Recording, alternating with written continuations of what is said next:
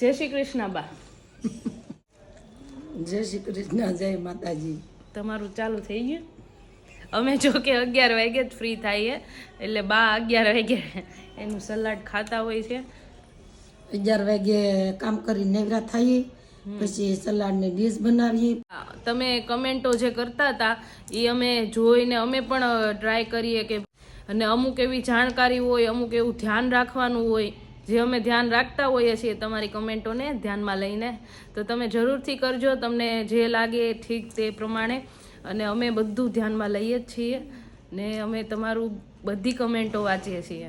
એટલે એ તો ભગવાનની ગતિ નારી કહેવાય ને, નારી માલી જ બધું થાય. હા, નારી છે ને એ તો નારાયણી કહેવાય. નારી એટલે જો નારીમાં બધું આવી જાય. નારીમાં બધું હોય ને તો પછી હાવ આદમી હાવ આવારા હોય ને તોય નારી હારી હોય તો આદમીને સુધારી શકે. સારું વસ્તુ જોતી હોય પછી તો તમે નીકળ્યા ડબલ ડિસ્કા ને નીકળ્યું સિરિયલો ને નીકળ્યા ન જોવાનું જવો તો તમારા બાળકના પેટમાં એવા જ વિચારો આવે. આદમીને તો આદમીને બહાર કામમાંનું, બાયુનું ઘરનું ધ્યાન રાખવાનું, પણ વિચારો તો બાઈના જ હારા હોવા જોઈએ. સાચી વાત છે. હારા બાઈના વિચારો હોય ને તો ગોલકી હોય ને એમાંથી ઘર કરે ને અમુકને ઘર હોય ને એમાંથી ગોલકી કરે. એવું જોઈએ બાઈ હોય, ન હોય એવું ન હોય. ને અમુક એમ કે ભાઈ ભલે આપણે ગોલકી વાળો જેવડું જ ઘર છે પણ એમાંથી આપણે સારું કામ કરતા જાહું ને સારા વિચારો ને સારી બધું કરતા જાહું એમાંથી ઘર થાય. એટલે એ બધું જીવન આખું બાઈ માલી. એટલે આદમી કરતા બાઈનું મહત્વ ઊંચું છે. હા, એમાં શાસ્ત્રોમાં કહે છે પછી નારી તું નારાયણી. પછી તમે આમ ગોરનો ઓલામાં શાસ્ત્રમાં વાંચો, ગોર પદમાં જાઓ, પછી રામાયણમાં જાઓ, મહાભારતમાં જાઓ, આમાં બધામાં નારીનું પદ ઊંચું છે. અણઘટતા અમુક બને ને એવી પછી એમ કે જો ગમે ને આદમીને તો કે દીકરાને કોઈ મરિયમ વાસે જ નહીં ને કોઈ કહે નહીં ને એનો તો ઘરનો મોભ જાય ને દખ જ હોય.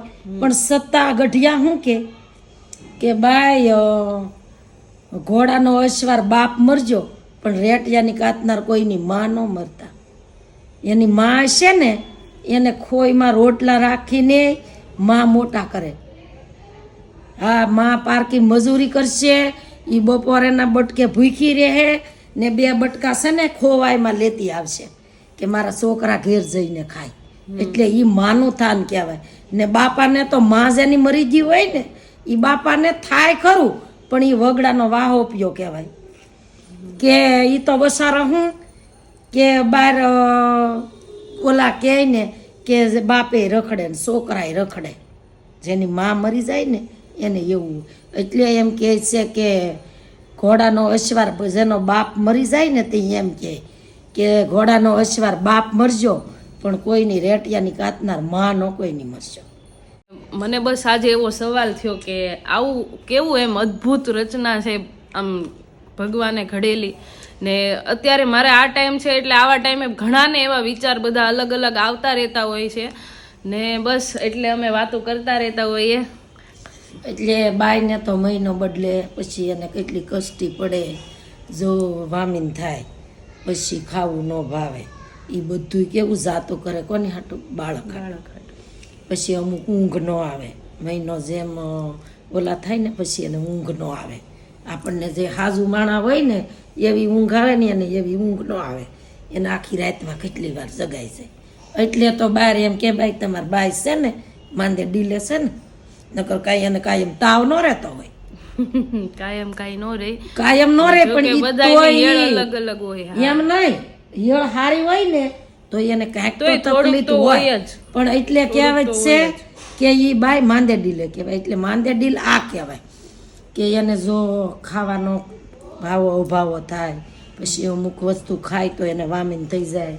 પછી એને રાતે કે આમ નીંદર ન આવે, પગ કળે, પછી એને બે કળીને બેઠું થઈ જવાય, એને આમ નીકળ્યા એવા વિચારો આવે, એવું થાય. બાળક પેટમાં રહે.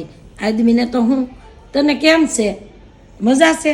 તો તો પછી બધી વાત બાય નો આદમીને કરે કે મને તો મને આ છું ને મને તે છું ને પૂછડું છું ને લોકડું છું ને એ માને જ ખબર હોય એટલે તો કહે છે કે માડી મેં તારી વખતે કેમ માને જેટલી વસ્તુ ભાવતી હોય ને એ બાળક હાટું થઈને એ તજી જાય કે બાય દીકરી છે કે એમાંલી હવે જો તું બાય બની એમાંલી કાલ માં બની હવે તું માં બની દીકરી હતી એમાંલી બાય બની એમાંલી હવે તું માં બનીને ત્યાં તને આખો જલમ થઈ જાય કે હવે મારો જલમ છો અટાણ સુધી તો તું દીકરી હતી ત્યાં સુધી રમત ગમતમાં ને દોડીમાં ભણવામાં ને હવે તો બધું જાજુ ભણવામાં જાય હવે તું માં બનીને ત્યાં તને ખબર પડશે કે મારા બાળક આ નહીં જ મારે ખાવું હો આ મારા છોકરાને છોકરી ન વધે ત્યાં તને એમ થાય કે આપણને મોટા કર્યા છે તો એ આપણા માવતરે નહીં એટલું વેઠું હોય એ રાતના ઉજાગરા વેઠા હશે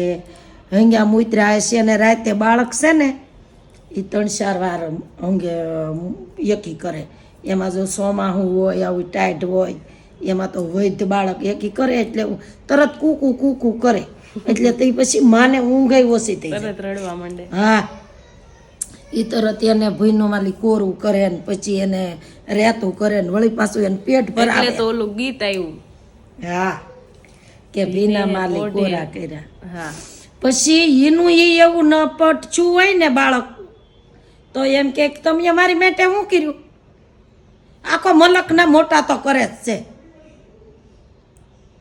આનું સ્થાન તો ક્યારેય કોઈ લઈ નથી શકતું ને એનું સ્થાન આપણે ક્યારેય કોઈને આપી પણ નથી શકતા એના જેવું કોઈ થઈ ન શકે બરોબર ને માનું લૂણ કોઈ સૂકવી ન એમ કે હા માનું લૂણ કોઈ આપણી દેશી ભાષામાં કોઈ સૂકવી ન કે એટલા માટે બધા ધ્યાન રાખજો પોતપોતાના માનું અને ખાસ કરીને પેલા એની શું કહેવાય કે સલાડ કવડાવજો પણ કોક રાબ બનાવી દેજો ગટપણના રાબ બનાવી દેજો ખીચડી બનાવી દેજો ઢીલી ટેટવા જેવી નહીં 2 hours later.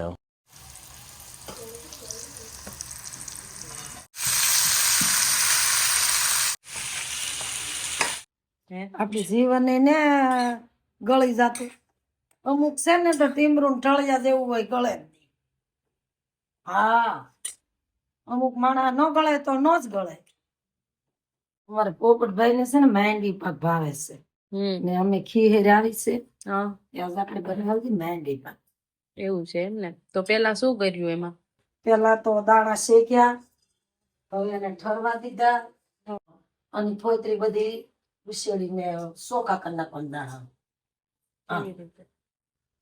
દાણા બધા ચોખા કરી નાખો એને ઝાપટી ને આવા બધા કરી નાખવાના આવા દાણા પછી એને મિક્સરમાં પીલી નાખવા મિક્સરમાં પીલીને પછી એને બતાવશું 1 hour later. કઈ રીતે વેટ લોસ કર્યું મેં જીમ કરીને જીમ ને સ્ટ્રિક્ટ ડાયટ ફોલો કરીને ડાયટમાં શું કરો સવારે સાંજે ડાયટમાં સવારે ડ્રાય ફ્રૂટ પછી સલાડ પછી ગ્રીન ટી બ્લેક કોફી બધું કન્ટિન્યુ સ્ટાર્ટ 6 વાગ્યા પછી જમવું નહીં કરે 90 કિલો વજન હતો મારું નેવું છે આથી મારો 90 હતો જો મારી મમ્મી ઓફ થઈ ગઈ ને પછી મારું 20 કિલો વજન એમને ઘટી ગયો તો પહેલી વાત તો એ હા પછી ધીમે ધીમે મેં ઘટાડ્યો પેલા ઘટી ગયો તો એમને કઈ કર્યા વગર જ મમ્મી વહી ગઈ ને એમાં અને તમારો હુમલો લઈ આવો મારી મમ્મીને હુમલો આવ્યો હતો હુમલો નથી લઈ આવો બેઠા બેઠા હુમલો આવી જાય તો કામ થઈ જાય છે તું કરતા આવ્યો તો જો આ જો ઓય મારા બાપ ઓય મારા બાપ હું આચું એ મારા બાપ હે હા તો એટલે કઈ પણ અત્યારે તો શું ડાયટમાં કે જમવાનું બપોરે કે જમવું ને બપોરે સલાડ પછી દાળ ભાત એવું નોર્મલ દાળ ભાત ખાવ તો રોટલી ન ખાવ રોટલી ખાવ દાળ ભાત ન ખાવ એટલે 15 દિવસ કાંઈ આપણે એવું નથી કરું હું તમને આપી જાય ડાયટ ચાર્ટ બનાવો બસ તમારા કામ હાટો આવી ચાલો મારું પતિ ગયું ને કઈ નહીં મને ડિલિવરી પછી ડાયટ ચાર્ટ આપી દેજો કપડા લેતા ના હું હાચે આપી જઈશ તમને ડિલિવરી પૂરી થઈ જાય ને પછી આપી દઈશ